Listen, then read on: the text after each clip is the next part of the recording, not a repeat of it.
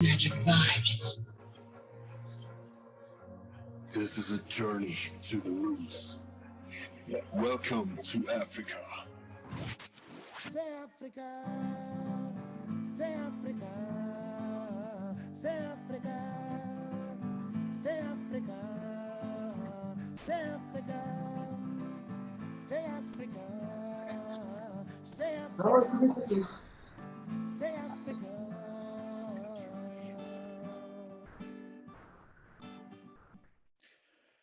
Good evening, ladies and gentlemen, and welcome to the conversation with Pastor Strike. And I'm so excited to have you all tonight here. I welcome all our friends on Strike Mangani Facebook page. I welcome our friends on Bold Moves Radio and Bold Moves Radio YouTube, and also Bold Moves Radio LinkedIn. I welcome you all, our friends and our guests on Zoom.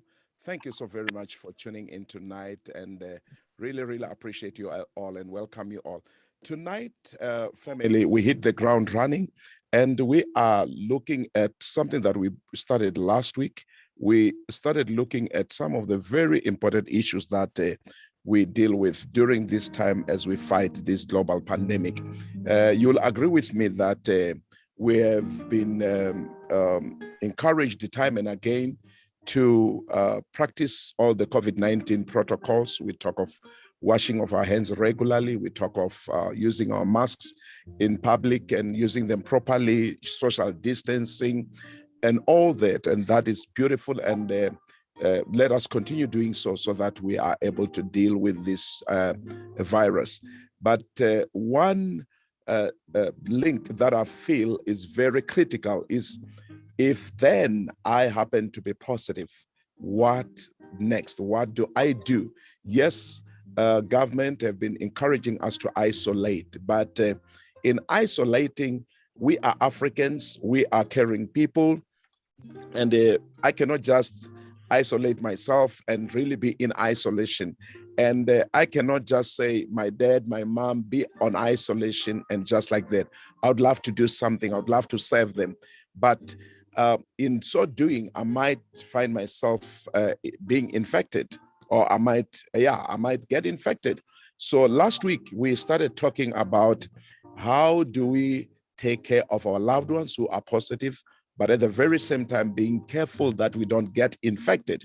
It reminds me of one of my cousins. He got infected, and then his wife was negative and he was positive, and she was helping him, and she had to use protective clothes, gloves and all that. And and my cousin said, oh, yeah, you handle me with gloves and things like that. Good enough, my cousin's wife, she's a health professional, and she said, you know what? If I do not use these protective clothes and I get infected too, who is going to take care of us? I must be healthy to take care of you and make sure that you are okay. So please, you better cooperate. And when I called them, she even reported him and said, hey, sometimes it's too difficult. And I said, Kazi, please, she is not your enemy here. She is your help. She is your rescue 911. You better be good. You better be smart, man, and cooperate. And those are the dynamics of taking care of our loved ones. Sometimes it's a spouse, and when you have to use protective clothes, and they feel maybe you treat them like they are like they have leprosy and things like that. And our empathy, our love for our loved ones, you find yourself handling them and taking care of them, but in the process you get infected. That is why last week we had our wonderful guest, that is Mama Tsakani Joyce Selisho, who is a nurse by profession. And we had also Reverend Matebula R.A., and they helped us a great deal on how to protect ourselves as we go on taking care of our loved ones. And we really appreciate that. But out of that out of that empowerment session came a very important one raised by, I remember specifically, Mama Mulefi from the Northwest, where she said, hey, you know what? Sometimes you nurse your loved one, you do all you can, you take care of them, and in the process, they pass on. What do you do? You know, sometimes they pass on in your hands while you're taking care of them. It just happened to one sister who just called me and said, my little sister passed on in my hands. What do you do? The psychological impact of it, you know, how do you go about the grieving and the like? How do you go about? And that triggered the extension of this empowerment session, where we had to look at the psychological impact. And that is why tonight we are so blessed to have in our midst our guest for tonight. And that our guest is going to help us a great deal, because she holds a BA degree with UNISA, a BA honors, and a master's in clinical psychology. And she also, and that she got with the University of Limpopo, and she holds a PhD in psychology. And that is none other but Dr. Mokgadi Setwaba. And Dr. Mokgadi Setwaba comes from the background of nursing, which also is a plus. You know, she did a diploma in general nursing, in community nursing, psychiatry, and midwifery. So she is going to be taking care of this ship tonight. And again, Dr. Mokgadi Setwaba, she also runs a practice in clinical psychology at 75 Beggar Street, right here in Polokwane. I'm saying this because, friends, it is my desire that we start using the services of our professionals in times like this, so that we are able to deal with the challenges that we face. She's also a senior lecturer with the University of Limpopo. So, ladies and gentlemen, tonight I'm also glad to have Mama Tsakan Joyce Elisho and Reverend Amos Matebula with us. And we just want to welcome you, family, and thank you so very much for being with us even tonight. We really appreciate. And I want to take this time without any waste of time, and just take this time and appreciate and welcome Dr. Mokgadi Setwaba. Mama, we welcome you tonight, and we appreciate you for coming through. We know it's hectic, like you said. If I don't put on my spectacles, I won't see a thing. I had a hectic day. I know this time it's very critical, and mental health is an issue, and we are a sick society. We are carrying a lot of burdens psychologically or in our minds, and we really need your services. I just want to welcome you tonight, Doc, and good evening to you. And I would love, even with the little that I've shared with my participants tonight, I'd love for you to introduce yourself the way you'd love to introduce yourself, and tell us a little bit more about yourself before we hit the ground running tonight. Welcome, Doc. Thank you very much, Pastor. I think you have really introduced me. There's really not much to add, except that my passion is to really make a difference in people's lives. And the little bit that I do, my aim is to make changes, you know, in people's lives. I am indeed, the way you introduced me, I'm a clinical psychologist working at the University of Limpopo, and I'm also running a practice at 75 Beggar Street. Yes, I'm also a nursing sister, by the way. Once a nurse, Yes. always a nurse. Once a nurse, always, yes. Yes, I am a nurse by profession. Doc, thank you so very much for coming through, and tell us a little bit. You are a nurse by profession, that's true. What prompted you to specialize, more special looking at psychology and continuing your studies, and until today you're a doctor? What was the motivation? I know that health and psychology, that works together, but what was the drive? You could have continued in nursing and specialized in nursing and continue, but what made the shift? It's a long story, but when I was lucky that my training was comprehensive, you were introduced to everything. So amongst all the things, the midwifery, the community, the general, I think I fell in love with psychiatry, and specializing. Well, I could have been a specialist, a psychiatric nurse, but I as I was training as a psychiatric nurse, I met psychologists, and I thought they were making a difference in people's lives, and I wanted to join that profession. So that's why I pursued psychology.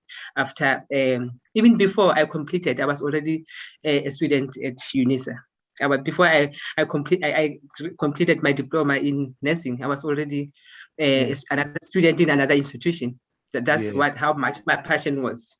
Oh, lovely. Thanks so very much, Doc. We really appreciate it. I just wanted to hear that. And, you know, that passion is what makes all the difference, I must say, because even like you say, you'd love to make a difference in people's lives. And we just appreciate that dearly. Doc, like I said, that look, dealing with COVID-19 poses a lot of challenges. One of which I might get infected while I'm trying to help my brother or my sister. And this is exactly what happened. And that it threatens even to wipe the family. You know, I just spoke this afternoon with one sister who called me. I know her mom because I hosted a mom in one of my programs. She was a great woman. You know, you talk of the times of trachoma and the like. She worked a great deal working with, you know, the care groups era. She was very instrumental. And the sister told me, the lady told me, did you know that my mom passed on? I said, I just heard. In fact, I saw the memorial service and I called somebody and they told me she passed on. And she said that as if that was not enough. In fact, it's my sister who first passed on. And then while burying my sister, we did not even tell mom that Ceci passed on because she was critical in a hospital. And she said, and then after that, my brother was bedridden. And when my brother was bedridden, then my mom passed on. My brother could not come and bury my mom or his mom. You look at that. To me, as an African, to us as Africans, not to bury my mom, I must be honest, it knocks me off. You know, it kills something in you. And having to bury your sister, your mom, almost this week and the following week, that's really traumatic. And this is what our people have been going through. I remember as a family, my uncle passed on today, and Maja Malume passed on the following day, and they were buried the same day. And my cousin brothers and sisters left without parents. One day, boom, just like that. And this is what people have been facing. And I must be honest, we're going through a serious strain mentally. Mental health is the issue. But tonight, Doc, where do we start? With all this, where do we start? I think what is important is to realize that whilst all that is happening, we shouldn't forget that we as a people, we are very resilient. People are resilient. And if we, try and find this ourselves, we could actually go even higher than before in terms of coping. But the truth is that there's multiplicity of challenges. Losses. Families are losing, senior members of the families. A lot of families losing, are losing siblings. We lose one, and the unfortunate is that when one is infected, it's normal that we will congregate. Especially if maybe one has passed on. So unfortunately, those are the times when we are very much vulnerable to contacting the virus, because during family meetings and stuff like that, we try by all means to try and keep the distance. But, as you know, how infectious the virus is, chances of contacting the virus during that time is very, very, very, very, very easy. But then we need to know again that we are tried as families because we have to care for each other. It is very African that when one of us has fallen, we really congregate and see what we can do. The caring of the sick is unfortunately the first responsibility of the family. But then, like you said, there's an obvious fear that whilst I'm caring, there's a high vulnerability or the high chances that I could be infected in the process of caring. And that really triggers a lot of anxiety for the caregivers, whilst at the same time, they don't have a choice, but just to continue caring. So you could, imagine that they care they keep on caring, but at the same time, they're going through their own fears, their own anxieties, their own stress. Most of it is the stress of the possibility of contacting the virus while they're doing the caregiving process. But then at the same time, when the family member that they have been taking care of, sometimes, sometimes they die at home, sometimes they complicate and they are rushed to the hospital. And, that process of having to part with a family member. It's not very simple. Yes. Sometimes you think that if maybe you were caring for them at home, you thought maybe you are doing the right thing, suddenly they complicate and die, or they complicate and go to the hospital ICU, and before they die, there's a lot of self-blame that a lot of caregivers find themselves facing. They blame themselves. Maybe I didn't see or notice the warning signs. Maybe I should have taken, if I took them to the hospital early enough, maybe I would have saved them. Maybe even sometimes it goes to an extent that some blame themselves for taking their loved one to the hospital because they died, whilst they thought they were taking them to a place of care. Unfortunately, they passed on. So there's a lot of blame and guilt that a caregiver can find themselves facing. And, those, they come with a lot of bounds of stress, bounds of depression, bound of fear as well. They fear for their own loss of life, because when you see a member of the family dying, and maybe most of the time the caregiver gets infected, because in that process something happens, and then you are exposed. So if they get themselves infected, unfortunately, they start thinking of their own mortality, their own possibilities of dying. Most of the time, I don't know why, after caring for a person and you get infected, maybe who passed on, and then automatically you start thinking of yourself dying. Yes. You don't think of yourself getting sick and getting well and recovering eventually. Unfortunately, we look at them. I always say is the negative role models. Yes. Those who passed on, the negative part. So we never look at those. We have people who have survived, like myself. I have survived. But when a person is sick, they don't focus on the positive side. They always focus on, suppose I die. Yes. Maybe that is done because of the daily statistics that we of daily infection that we always get, which are supposed to assist us, in being cautious. But then, as well as the daily statistics of those who died, which are supposed also to conscientize us.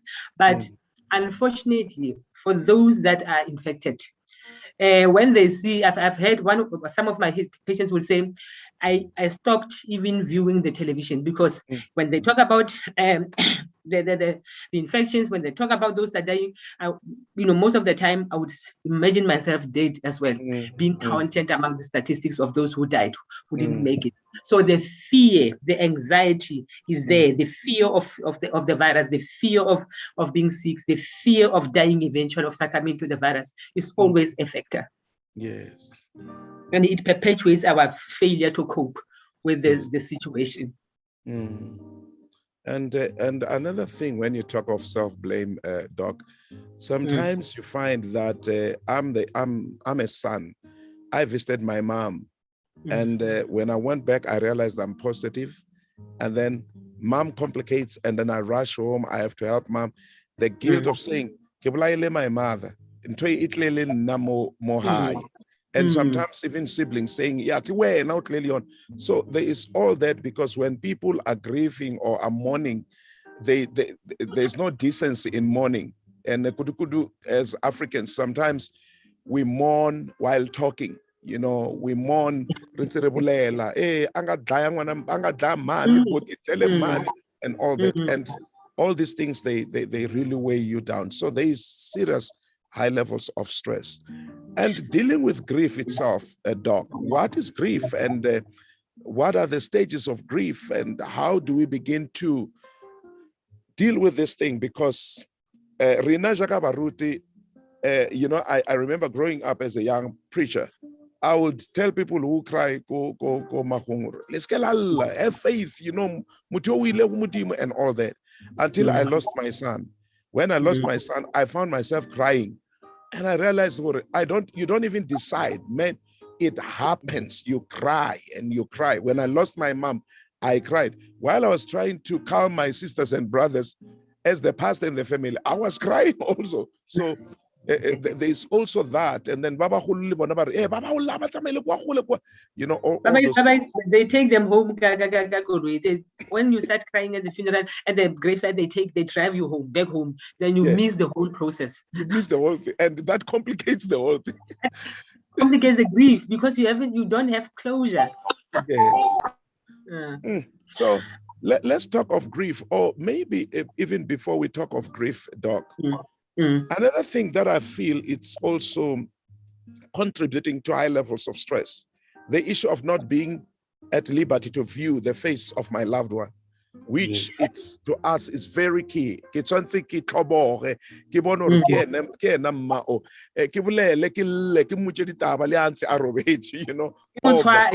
you want to touch, sometimes even want to touch your loved one, and now you're restricted. You cannot touch them, you cannot view them, you cannot even open open the coffin. Yes. So all this, Doc, we're coming to you today. We are all sick. We just hope you are sick, but you are able to manage your sickness so that you can manage ours. No, others will manage me. My colleagues will manage. I'll leave that to them. At least you have colleagues here. They will help manage you. Okay, Mama. Where do we start? What is grief, and what are the different levels of grief? How do we go about dealing with all this self-guilt, self-condemnation, and the pain of losing a loved one? Baba, you know, and they switch off, and that picture, and sometimes you even think Mama Wapila, you know, and all that. Where do we start, Mom? Well, I was saying, because of all these regulations of grief, you know, the new guidelines that were given to follow when we are bereaved.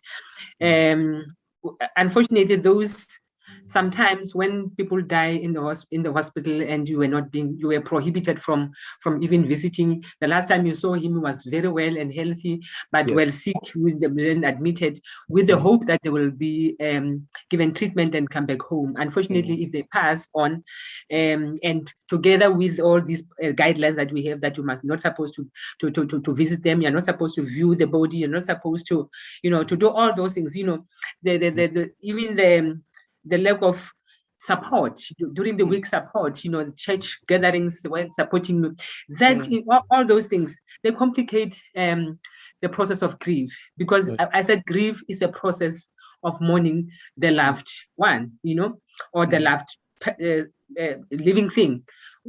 Some people grieve a lot of things, but then those things complicate the grief. You remember that, you know, with the process of grief, process of grief is just like the process of trauma. You know, you go through the same or similar processes as you are trying to make sense of your loss. The first thing that people, you know, a lot of people, families, or, you know, survivors would actually go through is shock and denial. Once they tell you that this person is, because it doesn't take long, you know, with COVID, you don't. I always say COVID is not like HIV, where, you know, a person would stay and even recover. You know, chances of recovering with HIV are even much better. But so with COVID, a person goes to today, tomorrow they arrest. You know, they get, you know, chest arrest, and then from there they're in ICU for 1-2 days, and then they die.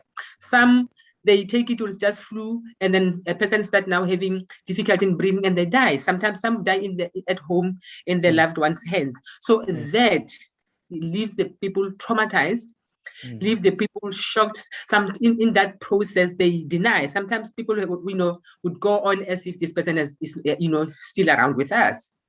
And especially if they died in the hospital, we have seen a lot of denial for those that died in the hospital, with all those things that you can't see him, you can't view him, you can't even open the casket. You don't even know who you are burying. You're not even supposed to hold the casket. You know, there are no pallbearers, but here, those ones who carry the pallbearers, yes. So those things, you know, sort of complicate grief, because people live on, you know, in a sense of unreality of grief, as if they have not lost anybody. But then when that stage, or I get the stage of shock, is supposed to assist you, for a small, short period so that you can deal with the process. It helps you to calm down. So when you calm down, reality is still here. And then a lot of people will react with a lot of anger, rage, and resentment. Sometimes you resent whoever, maybe the doctors, you blame the doctors, you blame the hospital. Some people will say that hospital is not good, you must take the patient to that hospital, or maybe whatever. For sure we have heard about this, where people think that other hospitals are not as good as others because I've lost there. So unfortunately, it brings about rage and anger. And as it goes, the process of grief, as it goes on, there's a stage of bargaining. Now, when you start to realize that after I've been in shock, I've been in denial, I've been very angry, but there's still death, and we still have to process this thing. What are the stage of bargaining? Here, the person try to negotiate. Most of the time, we see bargaining when the person is still sick. You see that stage. You are beginning with God. You're trying to negotiate with God. If you do this person, I will be a very good Christian. I will tithe. I will do this. You start promising God a lot of things in return of your loved one. So obviously, this stage, when people die, does not mean that God is not there. God is still there. God still loves us. But then when that stage goes by, people get very angry at God, at doctors, at everybody who, you must remember that with death, it's an African not to blame somebody. Yes. Your aunt, your uncle, your neighbor with a small eye, anybody that you can, it makes us feel better, that there's somebody responsible for this death. But then with grief, if with COVID, we can't blame anybody else. We know it's there. It's happening. Then we can't blame the neighbor. We can't blame the aunt. We can't blame any other person. So we blame ourselves. We blame sometimes we even come to a point where we blame the deceased. Why didn't you fight? Why did you lose the battle?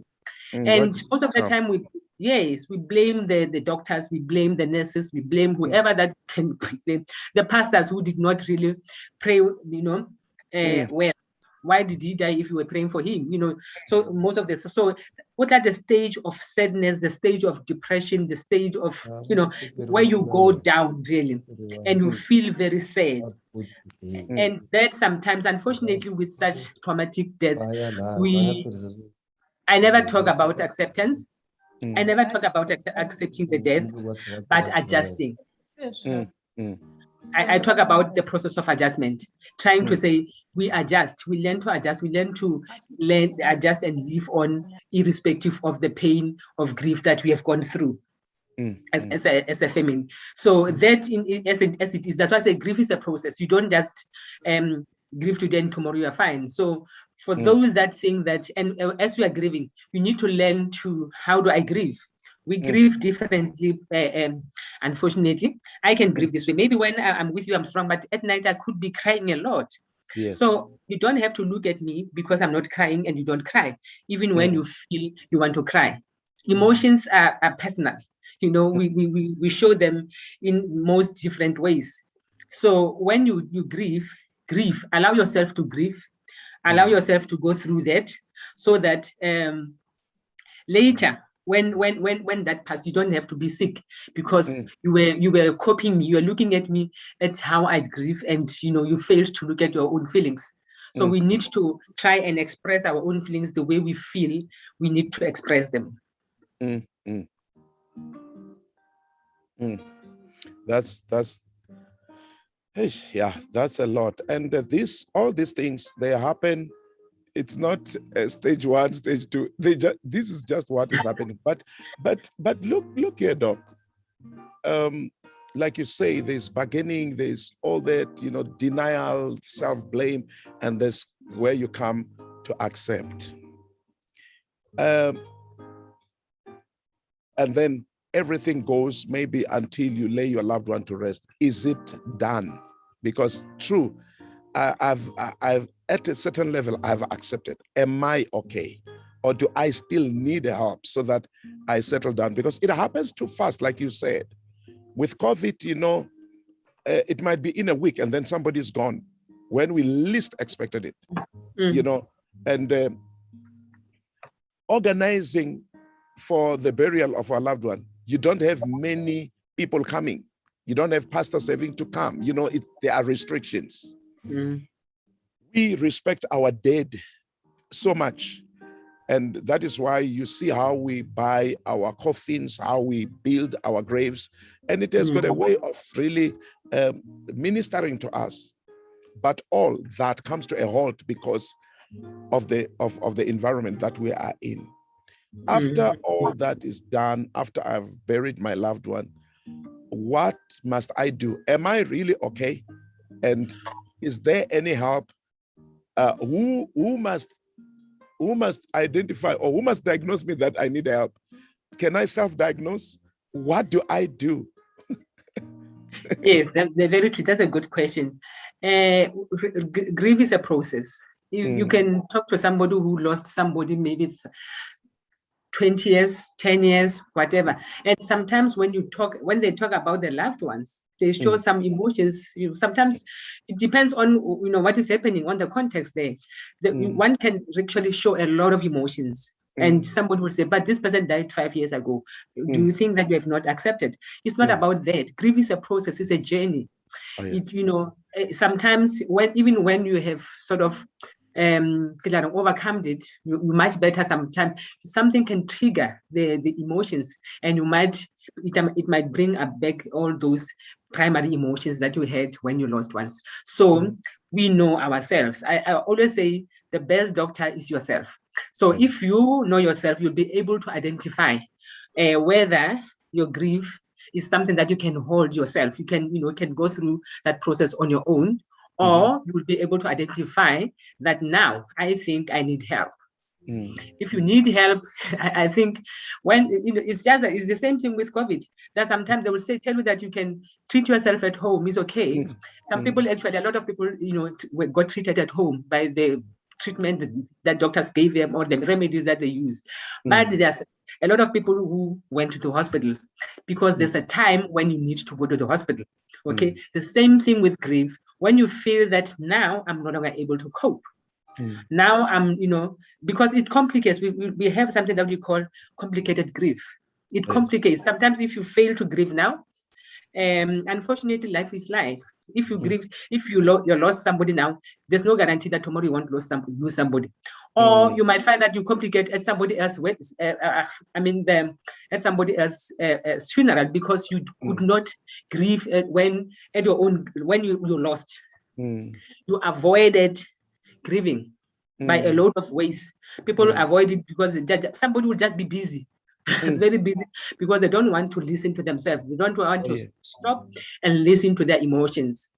So when you least expect it, maybe you have accompanied somebody to their funeral. You find yourself crying more than the person that you have accompanied. And you don't even know who is the deceased. You have never seen the deceased. You are just accompanying your friend. You find that you are crying even more than those people that have lost their person. It's because sometimes when we are faced with our own dealing with our own issues, we use avoidance to deal with that. But then because we are not in control most of the time of our emotions, we are not in control most of the time of what we think, those things will catch up with us when we least expect it. So it is important to realize that now I need help. Yes. I need to go. As a matter of fact, literature will tell you that a lot of people who went through psychological debriefing, they deal better with the process of loss or trauma than those who decided to deal it to actually avoid it. It reminds me when I turned 50, one of my friends who is a musician sang a song, Kaslovedu, and that song was to the tune that mom, sit down, take care of your grandbabies. I will work. I'm your son. I'll work for you. And it triggered things. I cried. That day, I've never cried like that day, crying almost the whole day throughout the event. I cried. And it was a party. It was a party. It was a party, I cried. My firstborn joined me and cried. My father joined and cried, and my wife was trying to calm this one, trying to calm. And it's those things that are uncontrollable. At the back of my mind, I was saying, I wish mom was here and see that I've grown, and see that I'm doing this, and see that, and see all these people who are celebrating me today. You know, from that day, I said, I never knew the pain of receiving. I knew the joy of giving. I've been giving, and when I had to receive, it knocked me off. My head was so aching because I cried. And it's true that it's a process, and there are things that can just trigger it here and there. And of course, I think even when you have managed to cope with it, it does not mean you forget about the person. You know, you miss them. While I'm driving, if I see an old lady of my mom's stature, I can move it again. Meanwhile, I know mom is long gone. So it's all those things. But Doc, thanks very much for taking us through this, that to understand that. But I'm also interested in also being able to observe, either it's my partner or my parent who it's not coping, because sometimes I'm not coping, but I pick myself up. I act strong while I'm falling apart, which can complicate my mental health challenges. How do I observe that, to be honest, my loved one, my sister, my father, they are not coping, even though they say, I'm fine. How do I see that? Because sometimes it's so painful even to have a colleague. We were together yesterday, everything was okay. The following day, you hear that they committed suicide. I mean, that thing kills you, because you say, so he could not even see me as a potential person to share whatever was eating him up. You know, I feel guilty. I feel maybe I could have done something. Maybe I was not good enough. I was not observant enough. Is there a way in which I can be able to observe and also be able to help and advise, or, do something to help somebody who honestly, they are not getting over their grief, they are not coping? We always say you must look for the hints in these categories. You look at, there will always be changes, cognitive changes, things like maybe forgetfulness here and there, lack of concentrating, confusion in Yana. Sometimes it does set in. Emotionally, they become very sad. They become extremely sad. They get depressed. Once you start observing the symptoms of depression, you need to really get closer and check if this person doesn't need escalating to professionals. And most of that, you said self-blame. If you realize that this person is blaming himself over and over, because obviously in certain families, COVID came because of one person. Maybe unfortunately that person who brought it got healed, and the rest of the other family members died. So once you start to realize that there's a lot of self-blame and guilt, though that is the time that maybe you need to really refer that person to professionals to deal with guilt, because guilt will actually block him from processing the death, the loss. Okay, so they will never grieve, because before they grieve, there's this wall of guilt and blame.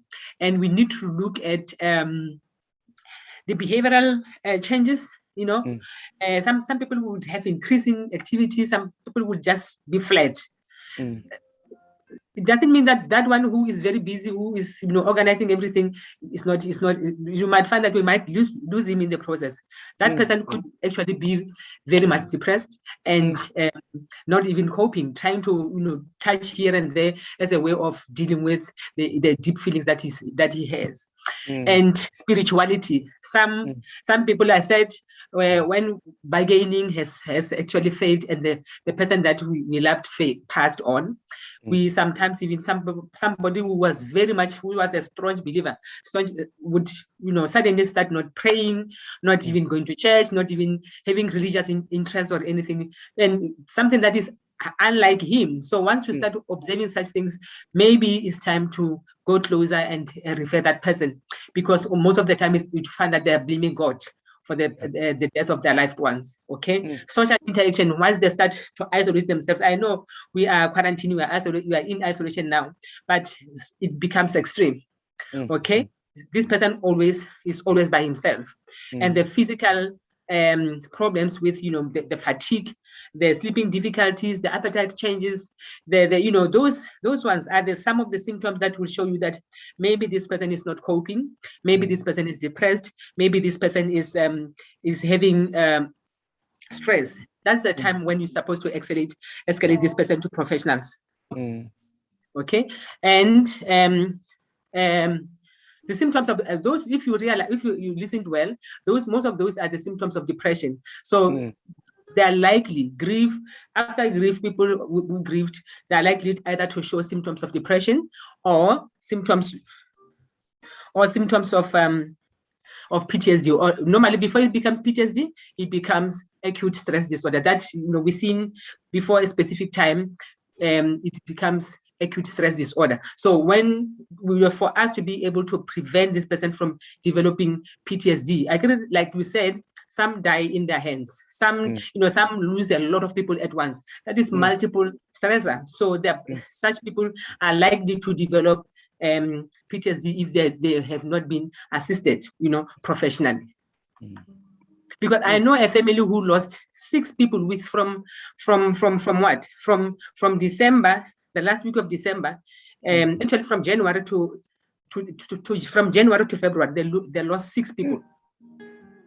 A woman who had 4 daughters, four children, is left with 1, and the grandchild died, and another one died. So they buried 6 times. Yes. So it is multiplicity of trauma. It's likely to make this person, eventually get depression, and together with PTSD. Yeah, Doc, that is scary. I just want to take this time and appreciate all our participants, or our guests on Facebook and also on Zoom and also on Bold Moves Radio. I really appreciate. I see Homozo saying great empowerment session, thank you. And then I see Mulefi Pauline saying thanks for the tips and advices on dealing with behavioral changes in those who are undergoing grief. And I hear somebody, Rirando Mabunda, also saying on Facebook, good evening, family. I am watching from Pretoria, Swartsville. Good topic, Pastor, and I'm learning a lot. There's quite a lot of comments here. And then Zidnara and Sinama Sela saying, blessed evening, and welcome, Dr. Setwaba. Thank you so very much. And then Amos Matebola, that is Pastor Amos there, also making his or Reverend Amos there, making his contribution very, very much important, and we can be able to go through it. And he has intensively made a very serious comment there and talking about denial, anger. In fact, he was capturing all, even what Doc is saying, it's denial, anger, bargaining, depression, acceptance, and all that. And these are very important issues. And as we share, I trust that we are getting something. But I would love to take this time, Doc. I think I have done justice for myself, but now I want all my guests to be able to ask whatever they have. Good evening, that's Bukona Baloy. Good evening, family. Thank you, Pastor and Doc, for sharing psychological knowledge. Really appreciate. Thank you so very much. And then, okay, let me see if there's another comment. Important information. Thank you for sharing. Docas Mbodi, Mama Docas, thank you so very much. And then Michael Mucharin, good evening. A relative of us died of COVID recently. The whole experience was so awkward and unusual. No singing, nothing. Tonight's show is so important. Thank you, Doc and Pastor Strike, for dealing with this issue. Thank you so very much. Even just the singing, when we sing and sing even those songs, we feel somehow comforted, somehow strengthened. Mohu na arata opela re ka se mo felesetse ka tsela e, we want to do those things that we know best. And Pastor Spruce is saying it's true. It's a process of healing. I have experienced it also. I lost my mom at 19, never mourned, only to cry at 37. as I was watching Pastor Makabane appreciating his mother. Can you imagine that? Lost mom at 19, only to cry bitterly at 37. I think this is very, very important.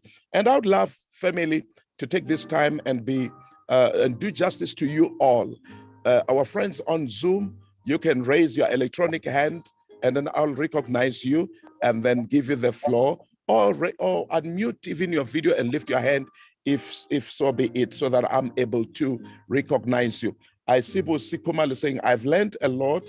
Thank you, Doc, and also Pastor Strike. Thank you. And then Butepo Getra Morgets saying, please explain, Doc, do the stages of grief follow in a particular order, or can they appear in a random order after shock? If you could start with that, Doc. This is from the Facebook, and then Rev Matebula, I'm seeing you. I will recognize you, and then Vuma DJ, I'll also recognize you. But can you start with Buitepo, or is it Butepa Greta? When it talks to the processes of grieving, whether they just, jumble themselves or they have a particular order. Doc? Definitely. They don't, most of the time, that is the process according to Kubler-Ross. But they don't always follow that process. Some people start, the other way. Some people can start by beginning, Some people, we have had people who just bargain, even though they tell that this person is dead, they start bargaining. We have seen people who would be praying for the dead and with hope that this person will wake up and hoping that God will, a miracle will happen. In most of the cases, that is bargaining. You find that you're bargaining. And then later, when you start to realize that this person is not waking up, is then that you start to accept. Some will start the other way. Will start with depression, deep depression, and then later come maybe with anger. When they get out of depression, they could start maybe showing symptoms of anger. So it they can jungle themselves, around. And some never experience depression. Some will jump other stages. That's why I said I never say. I know that is the stages according to Kubler-Ross, but I never talk about acceptance, because certain things that you don't accept, you learn how to deal with them, how to live, how to move on, even though you have gone through 1, 2, 3. Thanks very much, Doc. And then let me quickly recognize Reverend Matebula. You can unmute, Rev, and post and give us your question or your comment. Thanks. Thank you very much, Pastor Strike. It's just a comment, not a question as such. Okay, Doc. Okay. From my personal experience, when I lost my father, it took me a year, if not a year and a half. I've decided not to go home, because every time I go home, I thought, oh, my father is not there. Just today, I was talking to my cousin who called me. He said, oh, Svar, phone papa. Then I realized that he's no more. I mean, we're talking about a person that we buried last week, Saturday. Then I said to him, this thing happens. And it takes time. Healing is a process. Grieving is a process. Mourning is a process. It's not something that can end by stages 1, 2, 3, 4, 5. You accept and move on. It's a process. It takes time, but you need to be patient as well. Maybe another thing that I can add is that one has to be to talk about it. Talk about that experience. Let's take you tested positive of coronavirus. Yes. The best way to deal with it is to talk about that experience. Every detail, everything that you've gone through, share with other people. Because by sharing, by talking about it, you get healed yourself. So maybe that's another thing that we need to look at. In case we talk about someone who have passed on, just look at the jokes that person used to share with you, laugh about it, talk more about him or her. It's a healing on its own. That's what I wanted to add, Pastor. Thank you so very much, Rev. Really appreciate, man of God. Thank you so very much. And Mr. Vuma or Vuma DG, it might not be Mr., but Vuma DG, I'm recognizing you. If you could unmute and give your question or your comment. Yes. Good evening. Am I audible? You're audible. You're just a little bit low. If you could maybe be closer to your gadget, and maybe we'll hear you better. Okay. Thank you. Thank you very much. What a wonderful program, practical, and it's something that affects us every day. My name is Dick Buma. I stay in Pretoria in RTBS. And Pastor Strike, thank you very much for coordinating such a powerful audience to talk about our daily practical problems. Thanks. To the doc, and maybe to you also, Pastor Strike, I just want to paint a scenario that may complicate the whole thing about grieving. Mm. It's very easy, for instance, that we talk about COVID, and we grieve about people that we know that they've just recently passed on and so forth. Mm. But in the journey of life, you might find that somebody relapses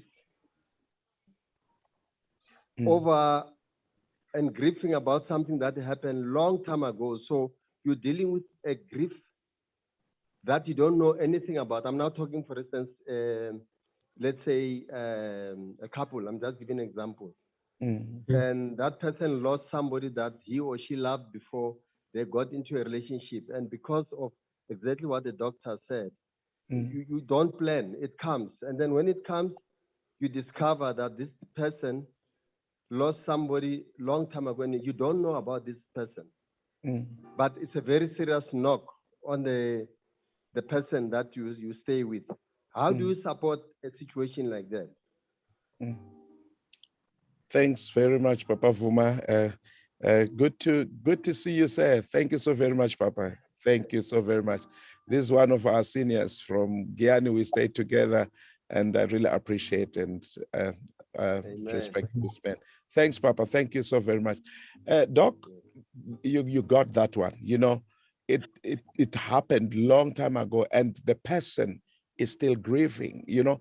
And the example that Papa Vuma is giving, very true. You're about to marry somebody and they pass on, and a mark is left. How do you deal with that? Sometimes we have married somebody and they passed on. It's not only when we have, sometimes some people have, you know, they've remarried, but Yes. they still have the remnants of the past, you know. It's not a problem. You know, like I said, grief is a process. It's not something that you start here and end there. Sometimes we don't even know whether it's ended or not. You know, we can't put it, you know, within a specific time. So that shows that opening up, you know, I always tell people when I do premarital counselings, I tell them that talk about things that happened, the truth, the reality. We don't have to talk about how much we love each other and then how much we want to marry each other. No, it's not enough. When we are getting into serious relationship, we need to talk. Those are the things that you talk about when we're dating, when we are preparing for your internal. But then sometimes we leave them out, and you are married, you are 10 years in marriage, and this happened to you, and you never declared, you know, you never talked about it. It will be very difficult, because when grief feelings come, no matter after how long, you're supposed to stop and grieve, you know. And the best method is to talk about, especially if it happened long time. When you cry, somebody has to know why you're crying. So, and the best remedy is to talk about what your feelings. So it is always important. If you didn't talk about it earlier on, then it's important. It's okay now to talk to the person that you are with now and say, I once went through 1, 2, 3. And sometimes I do feel I miss her. Sometimes it's a miss, or something triggered it, you know, something that she used to love triggered it, you know, and you would struggle if you can't talk to the person that you are with now. You would struggle really to cope, because you are going to grieve in secrets, and that is very unfortunate. And somebody talked about, yes. No, go ahead. Somebody talked about, I think it's Pastor. Was it Pastor? Matebula. Yes. Yeah, Matebula, yes. Yes. He talked about when receiving the results. the COVID positive result. That's very important. I think what we don't realize is that when I received the results today, it doesn't mean that today I got sick today. I was sick before. You realize that before you show symptoms, the virus has been there. And again, it makes a build up in the system. So as is building up, then you start getting sicker and showing more symptoms. So you were not positive today. Is that you got results today? As a matter of fact, some got the result when they were already feeling better, because they just decided to go and test. So the positive result should not be the ultimate thing. You need to know that I was positive. Now it's just a confirmation that I am positive. Some get, the person who was not very sick, suddenly they get very sick, they start being very sick because they got the results. And some of them, we have seen, the trend that we have seen is that after the results, people start to panic, start to, to stress, and the thoughts of having negative thoughts and negative self-talks of saying, I'm going to die. And when they see that I'm going to die, it's about death now. Forgetting that yesterday and last week I was already positive. Yes. Is that I tested? So fear is an enemy here. Fear brings about anxiety. As a matter of fact, a lot of people are in ICU high cares now. Because not that because they're very sick, because they became very sick because of the anxiety, and the anxiety closed the small, we call them the bronchioles. You can't breathe easily because you can, the oxygen doesn't even get into your lungs. Before when you hyperventilate, you don't get you don't give oxygen the opportunity to get into your lungs and then out because of fear and anxiety. That is an enemy, brethren.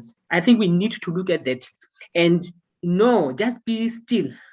Be still and know that I'm gonna be out.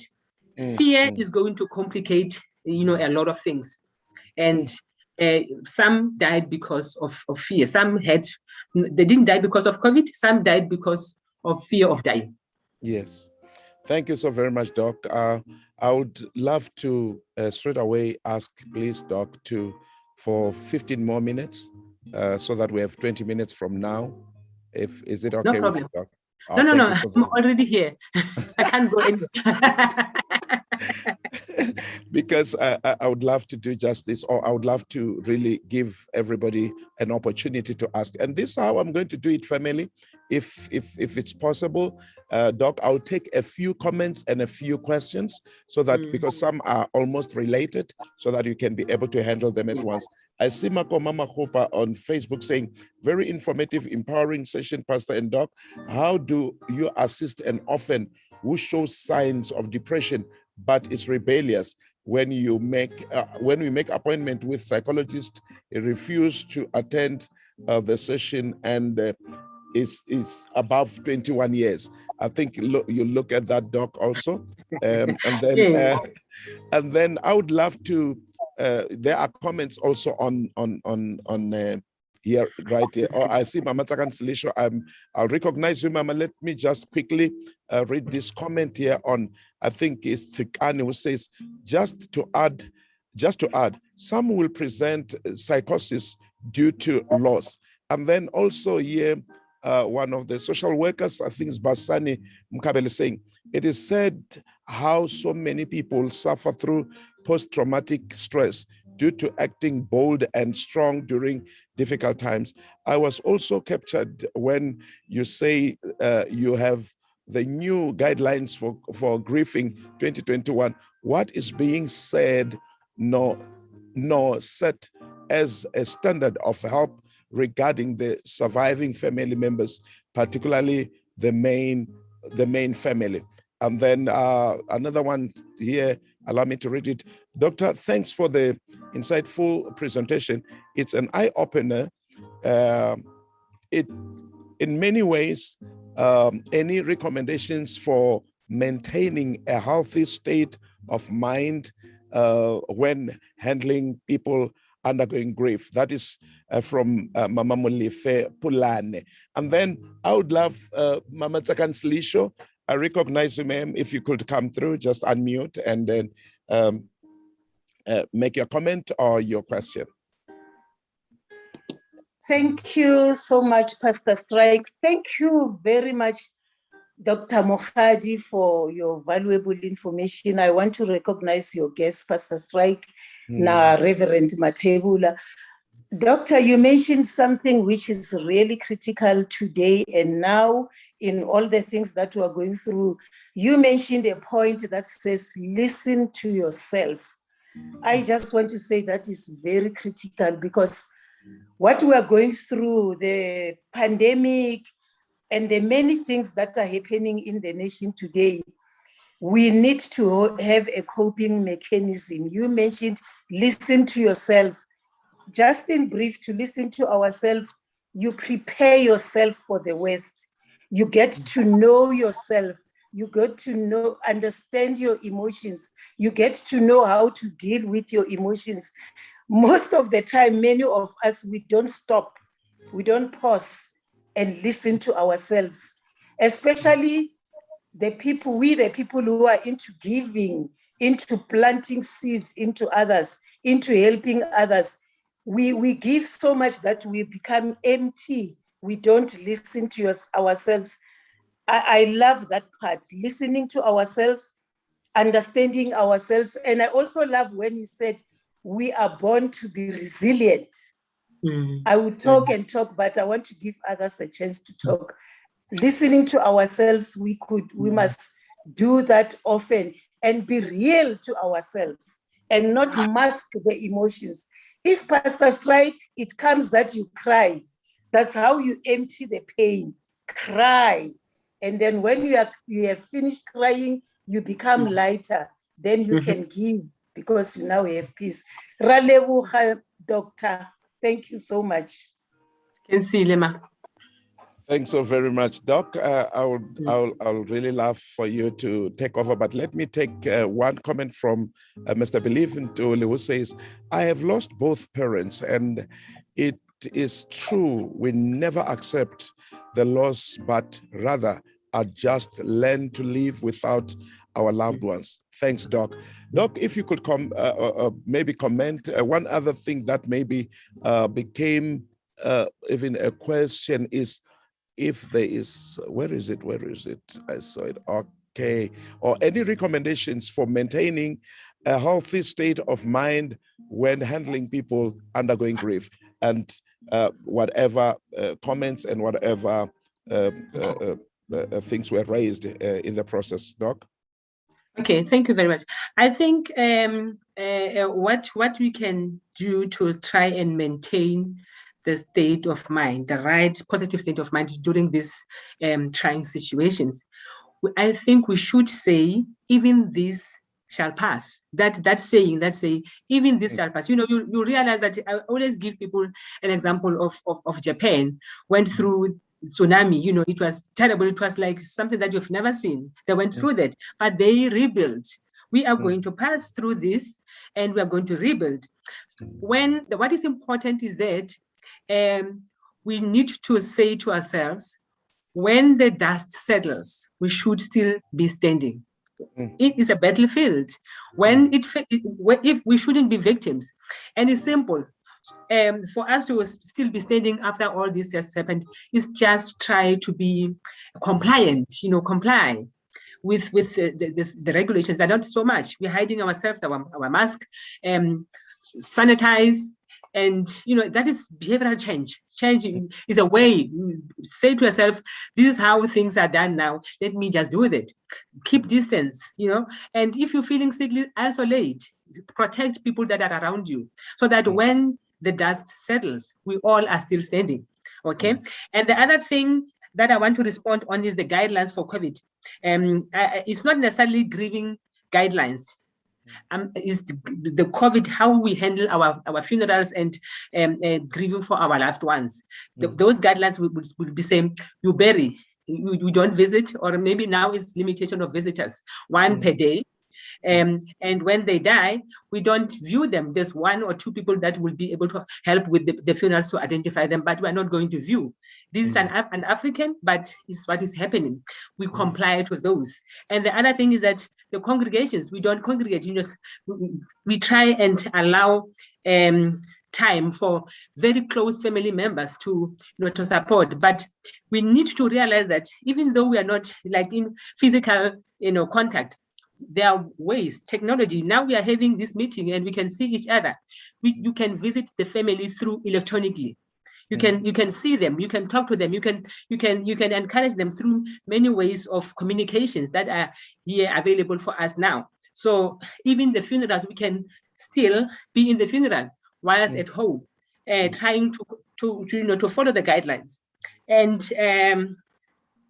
we need, I always say, we need to allow ourselves to change and comply, because without that, I know this is, and whatever is happening is so much un-African.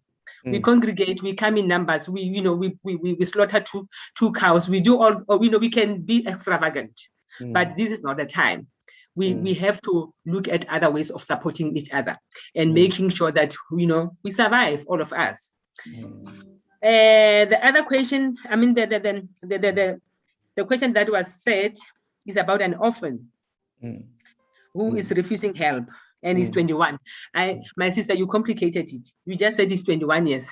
Unfortunately, he's an adult. An adult take responsibility for their mental health, their physical health, and otherwise. So I think you could mobilize the social workers around that person or around you, so that they can try and see how they can access this person. It's a bit complicated, because now I wouldn't advise social workers to do house visits, because here it calls for house visit. And it's risky for them, to be visiting the families at this time. You might meet challenges when it comes to that. They might not want to come there, but the social workers are the ones that can actually help you. The pastors around, they could maybe arrange the Zoom meetings with this person and try and make sense in this person. I don't know. There are many ways that you can, but we need to realize that this is an adult who has got the right to refuse medical help. Unfortunately, it's unfortunate for those that are around him, that love him, that wants to help him. But there's somewhere where we need to say, accept that we can't help. Thanks very much, Doc. And then Mokiti Konyane says here, I have been seeing Dr. Setwaba since February 2021, and I am recovering mentally. Thanks, Doc, for your for you really helped me. And that's a testimony which we really appreciate. Thank you so very much. And then I would love to hear from you, my friends. Okay, here I've got also Menka Karingrafale, our MEC for Social Development, saying, thank you so much, Pastor Strike, for arranging such informative session, and to Ceci Mokgadi for availing yourself. Surely many of us are either going through pain or anxiety that is going to liberate most of us. We are living in different and difficult times. Thank you so very much, MEC. And then I would love also, okay, Dr. Rexon Mangani also is a social worker, saying, thanks, Doc, for the knowledge you are sharing with families in distress, in need of healing and recovery. Keep up the good work. Thank you so very much. And then Mayor Rahwale again saying, I have once attended a session with Dr. Setwaba after losing my younger sister, and she assisted a lot, especially my kids. Thanks very much, Doc. That's another good work that families are appreciating it. Any from the Zoom family? Mr. Mabunda, Tsepo, I know you're doing a lot of work when we talk of mental health also. Your comments, sir, let me just hear you. I'm just ambushing you, but I'm taking advantage that you are my brother. Please, any comment or anything that you love to say?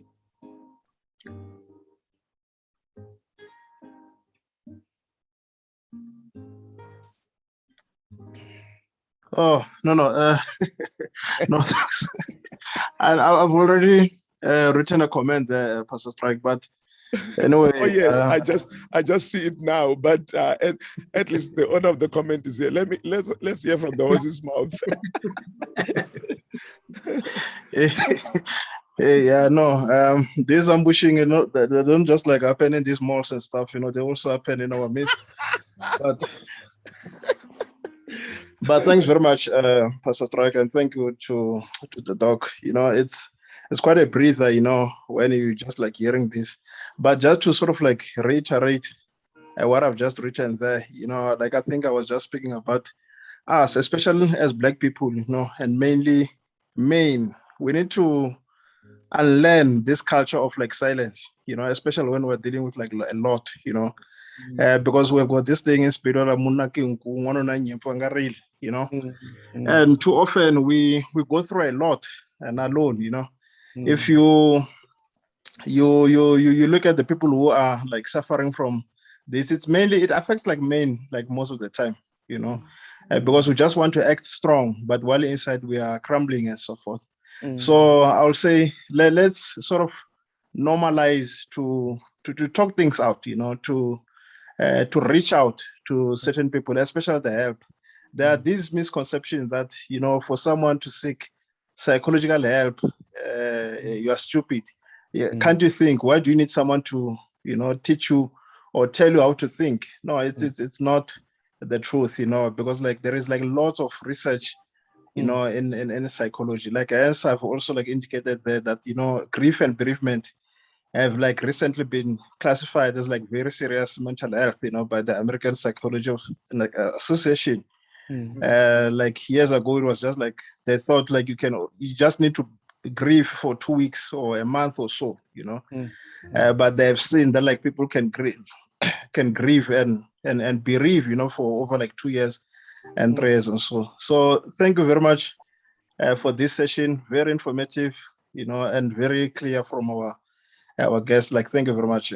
Let me just pack it here for time. Thank you. Thank you very much, Mr. Mabunda. Thank you. And sorry for ambushing you, but this was not looting. I was negotiating. It was an intellectual looting. Intellectual looting. Thank you so very much. And anybody else in our Zoom family here, you'd love to ask? Unfortunately, Bold Moves Radio, guys, I'm not taking calls because, I have a lot in my hands. Anybody, you can just lift your electronic hand or let me see you so that I recognize. I see Mr. Believe Ntulise, I'm recognizing you. The floor is yours.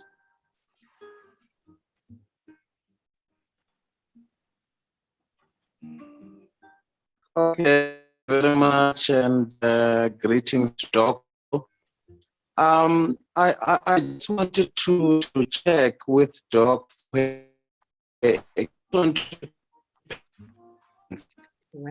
I have lost both parents, but with my mother, it was a sudden thing. Accident, and then you're told that she died. But on the other hand, my father, an issue where he had cancer, he went and all of those sessions. But as a family, we accepted it. That thing you say, Baba, is. I just wanted to check experience.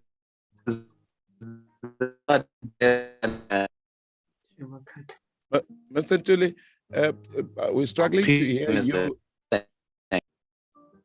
Mr. Tuli, you are not that audible. I think the network is failing you there. But if you could rephrase exactly what you wanted to check with Doc, because it went very faint and we could not hear that, and they must be able to attend to it. What did you say lastly? Oh, okay. I wanted to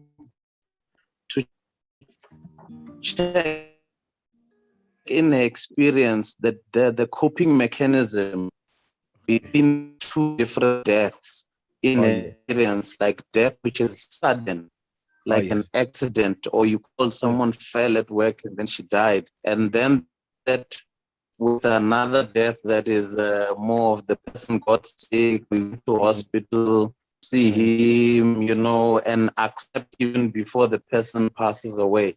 I just wanted to check in, experience the coping mechanisms between these different scenarios. Thanks so very much, Mr. Ntuli. Thank you so very much, Doc. Mr. Ntuli tells a story of dad passing on after fighting cancer, but mom dying suddenly, just like that. And you hear mom passed on. And the coping mechanisms, you know, to take care, I've done something, I've tried my best to nurse my mom. But you know, these just sudden deaths, they've got a way of ripping us apart. And he says, what is the coping mechanism? If you could help with that, please. Okay, let me start it the way I thought he was asking. The truth is that we cope differently with different types of losses as well. You'd realize that the sudden death was unanticipated. And we did not wait for that. We did not think mom will get an accident and she will die.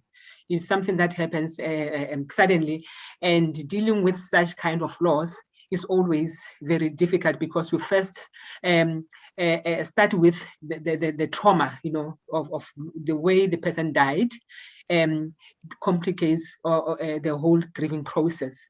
And from there, learning, you know, you need to start immediately learn how to deal with, how to live without this person. So that as well, you know, it complicates the whole thing because, like I said, with trauma, people start, most of the time they start with shock. You're shocked with an accident, you're shocked. You know, this person went to work, you're expecting this person back and it's not coming back. You're told that this person is not coming back, it's never coming back. You know, it brings that kind of shock. But with the person who got sick, you know, was admitted, we took care of her, and you know, it's an anticipated death. At some point, this person's sickness gives us an opportunity to anticipate that they might die. And because, you know, when we pray, there are times where families pray for the passing of the person. You know, you realize that this person is suffering. This person has got a lot of pain. This person is not coping, and you are also not coping with seeing this person in pain. So you sometimes, you know, although we never verbalize it, but, you know, in the back of our minds, we're realizing that this person is suffering, and therefore you prepare yourself for the ultimate. You know, if they die, it's something that you've thought of. You know, some even prepare when persons have got cancer and going through the chemotherapies and all the types of treatments. You know, you sort of prepare. You even put your policies together so that if in case the ultimate comes, you are not caught, not prepared. Unprepared. So it gives us, that's why coping with such kind of death is easier, because we planned for it, we saw it coming, and we're better off, you know, in terms of coping. We don't start with shock in terms of the process of grief. We don't start with shock. People will be surprised, because we'll start, you know, we get sad that this person has gone, but we are easy to, you know, it's easy for us to let them go, you know. Sometimes we're even there when they pass on. That is a process. It helps us heal. When they allow you, the hospital would allow you to come and hold their hands, you know, hear what they're saying when they die and stuff like that. Some people would give directions as to what will happen. So it's easier for us to deal with that kind of death, unlike with shock. But then with the traumatic one, it is important for us to learn that talking is therapy. Talking is treatment. So we need to talk about, when we shock, we need to learn to express our feelings, you know. Talk, don't hold back to your feelings. Talk. We need to we express emotions in different ways. Some people can write poems, you know, when they're hurting. Some people could go to the grave. I always say, when you go to the grave, the problem that we have as Christians is that we think that people go to there to pray or to ask for luck or anything. Sometimes it's a process. I do tell patients to go to the grave as a process of saying, indeed, he is dead. He is the grave. It helps a lot. It helps to let go. You know that this person is now dead. I saw the grave, and that brings some form of healing. But when you go there to ask for something, well, because people have got different beliefs. Well, if it helps you, if it serves you, it's okay. If it serves you, going to the grave to, it serves you according to your religion, it's okay. As long as it will bring some form of healing, I would not really prohibit going to the grave. And some people would write poems, some people would write books, some people would heal from having the what do you call them, the photos of the loved ones, portraying them everywhere. Some put them as their Facebook, whatever, as long as that which we are doing helps you, I would really recommend it. I would recommend that you do it some more.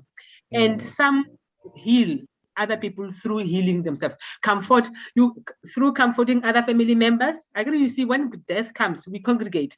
I support you in the process of supporting myself. When I support you, I feel better that I was able to be helpful to my siblings, to my children, to our relatives. So through that, be a way, be a shoulder to cry on, because at that time it helps you in the process of supporting others.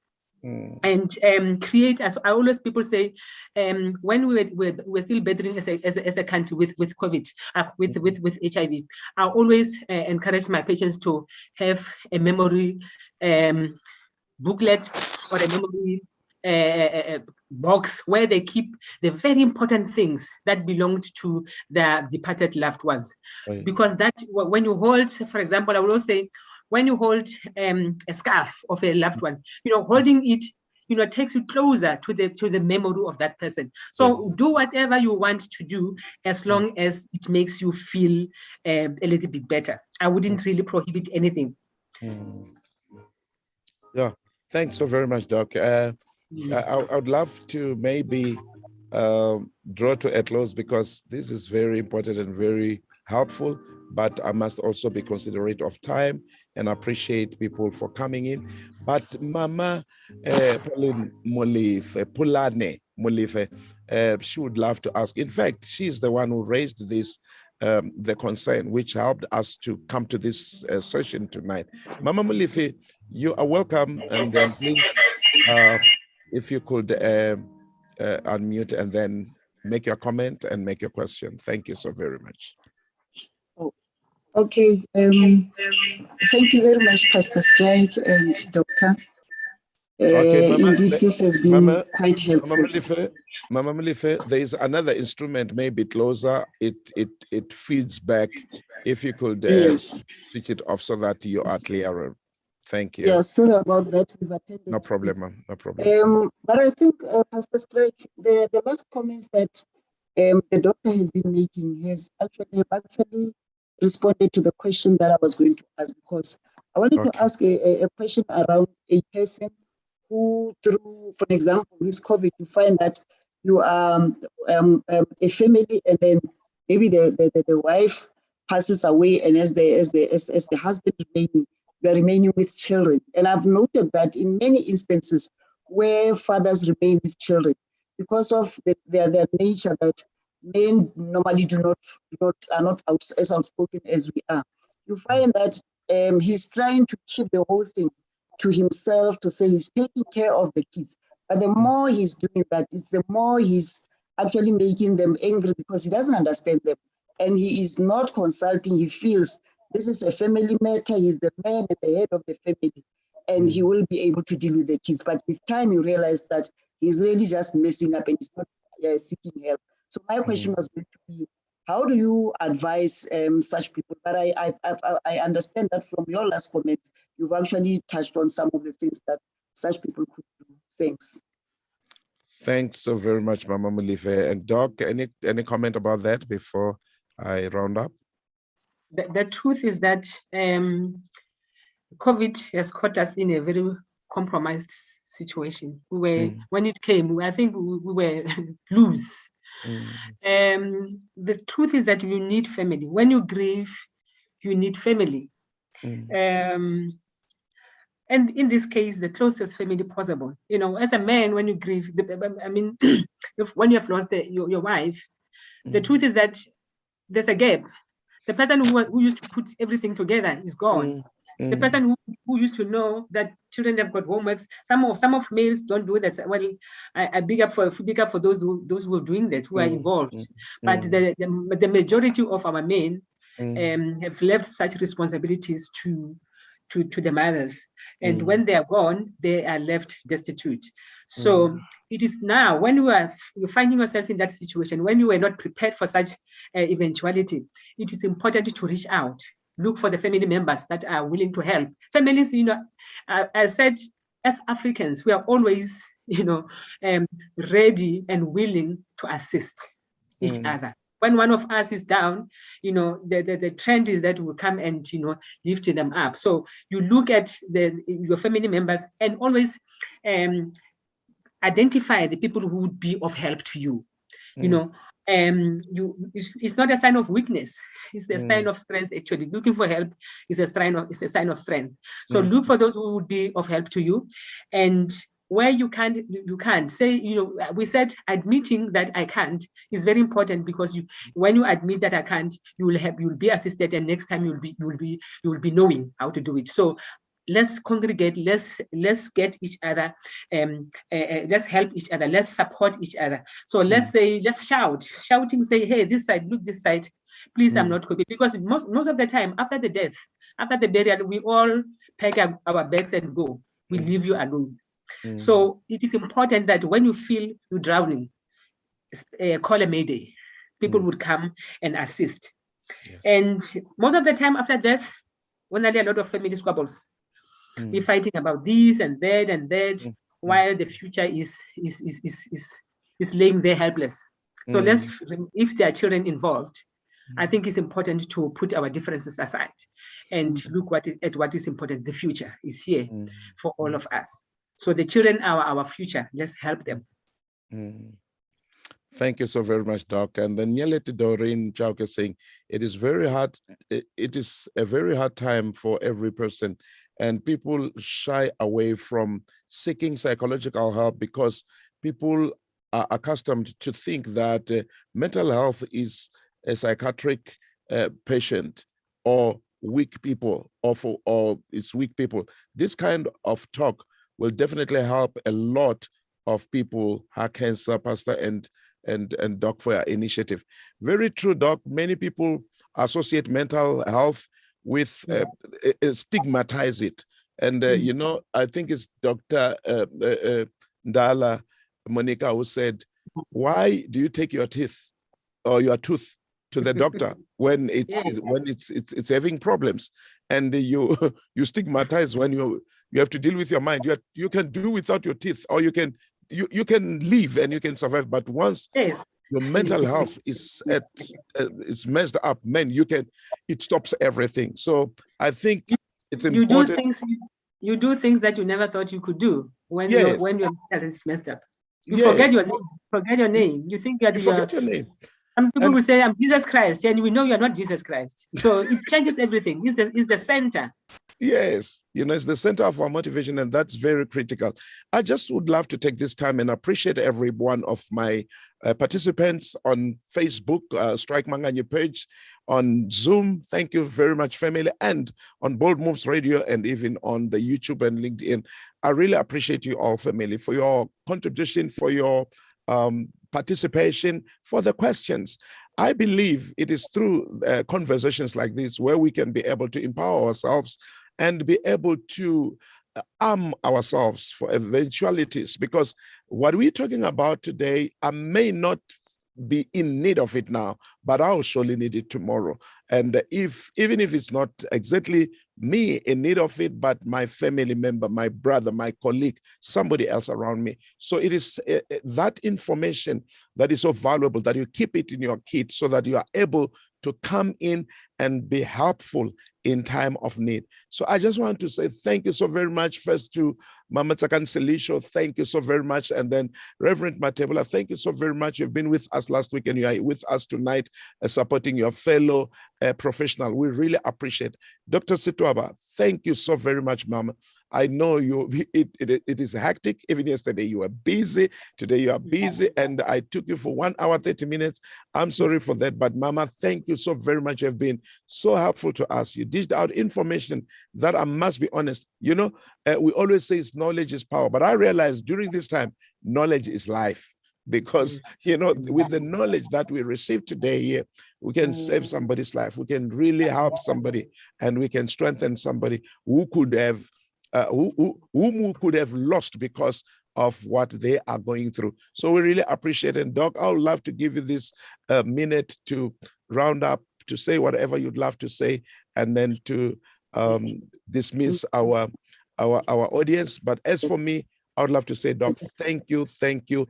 And I would love to say to all our friends in this platform who are in Polokwane, please, in number 75 Beggar Street, let us consult. You heard some of our sisters saying they got help. It's no stigma at all. It's the right thing to do, to make sure that you are tending your mental health and allow professional specialists deal with you, help you go through some of this stuff. You don't seek for help because you're weak. You seek for help because you're strong and you want to remain strong. But if you don't seek for help, I can tell you, friends, you will fall apart. We need help. Even doctors themselves, they always say the most important instrument in the stethoscope is that instrument between the 2 points of the stethoscope, and that is a healthy mind, that will be able to judge the heartbeat and all those things. So we need each other. We need all these professionals. And as for mental health, it's very critical in the time that we are living in, and we cannot appreciate Dr. Setwaba enough. And Doc, over to you before we release you tonight. Thank you, Pastor. I think I would want to tell brethren that we should follow all the stipulations, all the guidelines, all whatever we do, let's do, that is very important, so that at the end of the day, when the dust settles, we are still standing. Let's support each other. It's time for unselfishness. If one of us is suffering, is caught up with COVID, let's support them. Let's pray for them. Let's give them whatever we can do. Let's go and drop things at their let's give, if we've got things that they can use, your oximeters and stuff like that. Be not selfish. Take them. Say, how can I help you? Can I give you this? If you've got oxygen tank, please. When you hear that somebody's in need of that, give it away. For that time, you will be saving life. Let's save South Africa. Let's love South Africa. Thank you very much. Thank you so very much, Doc. We really appreciate. And I see Prof. Chauke saying, thank you, Pastor and Dr. Setwaba, for such a highly informative and educational show. We have learned a lot tonight, and true seeking for help does not mean anything less than finding strength from others. Thank you, and God bless you. And I would love, even as Dr. Setwaba says, let us keep to the regulations. Family, it is very much important for us to keep to the regulations, even when we mourn. Sometimes when you're mourning, you are very, very vulnerable. And as you cry uncontrollably, people will come and hug you, trying to comfort you, and you are getting more exposed. So please let us really make sure that in our mourning, in our grieving, we are safe, and let us practice all the protocols. And of course, let us stand and say, no looting, no burning of anything. Let's stand and refuse, because I must be honest with us, those acts, it's not just against the economy, but it's against self. Can you imagine? We burn the shopping center closer to where we live. The next thing, we have to travel for 25 kilometers just to buy a loaf of bread. Honestly, what our brothers and sisters did, they did themselves disservice. They hurt themselves. They shot themselves. It's not good. And we have an ailing economy. Jobs are lost and all that. So, and another thing that scares me, Doc, that scares me, all my brothers and sisters, is that with all spiti Saul Luther, people were exposing themselves to infections. And that is scary. And it's sad. I'm telling you, this coming week, there's going to be a lot of people that are going to now start manifesting complications and problems. That is why we continue praying even for them, that God will save our nation. But let us stand and say no, because we can. I would love to say to you all, thank you so very much, and God bless you, and a blessed evening. And our Dr. Setwaba, thank you so very much for coming through, ma'am. And please, we may knock your door again, because during this time, it is my desire that we support each other. We allow platforms like this to equip us to support each other, so that we are able to come out of this stronger as a people. We are a resilient people. We can make it, we'll overcome, but it is professionals like yourselves sharing information with us that helps us stand and come out strong. Thank you so very much. Thank you very much. Thank you for having me. Thanks, Doc. And then, brothers, thank you so very much, our technician. Thanks. And then we are signing off now. Ladies and gentlemen, here it is. Africa Ninakupenda on Bold Moves Radio. I see the beauty of the nature. I hear the chants of the tribes.